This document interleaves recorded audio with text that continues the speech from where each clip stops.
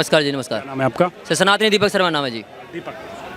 दीपक भाई, आपसे ये जानना है कि पहले तो ये बताइए, वक्फ बोर्ड के बारे में आप जानते हैं? हाँ, बिल्कुल जानते हैं। 1954 में गठन हुआ। बिल्कुल, बिल्कुल। और ये भी जानते होंगे कि इस समय तीसरे नंबर सबसे ज़्यादा ज़मीन है। पहले सेना के पास है, रेलवे के पास है, ये है। मुझे पता है कितना है ये। 8,54,000 और 509 एकड़ ज़मीन है उनके पास। बहुत सही, दुरुस्त जानकारी है। मुझे आपसे यही जानना है कि कोल्हापुर मंदिर महाराष्ट्र में है, उसके आसपास की ज़मीन को वक्फ बोर्ड ने फिर से अपना मालिकाना हक जताया है। सिर्फ पहली बार नहीं है, बहुत बार हुआ है ऐसे मंदिरों पे। और इसके अलावा मुझे मंदिर की ज़मीन पे स्पेशली भी बात करनी है। बाकी एक तमिलनाडु का पूरा गांव इन्होंने अपना बता दिया था वक्फ बोर्ड ने। तो क्या कार्रवाई होनी चाहिए, क्यों ऐसा हो रहा है, कहाँ कमी आ रही है? मैं तो कहता हूँ ये वक्फ बोर्ड का जो ये किस्सा है ना, ये ख़त्म करना चाहिए। ये सबसे गलत है, ये लोगों के साथ बहुत गलत हो रहा है। इससे लड़ाइयाँ झगड़े भी होते हैं, इससे धर्म की राजनीति भी हो रही है। वक्फ बोर्ड क्या है सर? अगर आपने वक्फ बोर्ड बना रखा है, ये मंदिर पे छाप क्या कहते हैं हाथ रख देंगे तो इनका हो जाएगा। यहाँ तक का एक क्या कहते हैं कोर्ट पे भी इन लोगों ने बोला था कि ये कोर्ट हमारा है। कोर्ट अपना क्या कहते हैं केस जो है खुद कोर्ट में लड़ रहा है।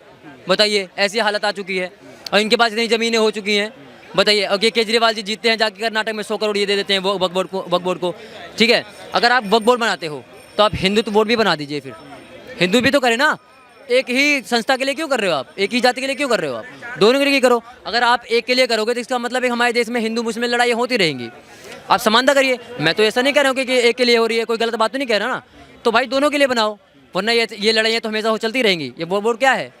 एक के लिए आप काम करते चले जा रहे हो, तो ये तो गलत है भाई। इस पर कार्रवाई होनी चाहिए। दीपक, मुझे ये बताओ यार कि ये इसमें जो वक्फ बोर्ड है, इसमें कुछ सुधार की ज़रूरत है या वक्फ बोर्ड को बिल्कुल समाप्त करने की ज़रूरत है? आपको क्या लगता है? सर, वक्फ बोर्ड को बिल्कुल समाप्त करने की ज़रूरत है।